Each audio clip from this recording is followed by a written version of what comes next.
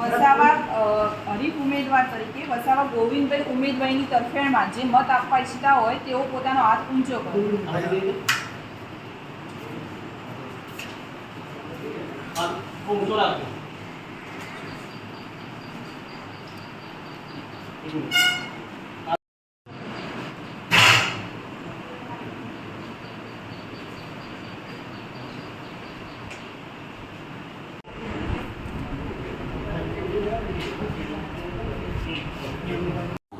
કાલે પ્રમુખ અને ઉપપ્રમુખની ચૂંટણી હતી. તેમાં જે ભાજપને ટેકો આપ્યો એવું કહે છે એ ખોટી વાત છે.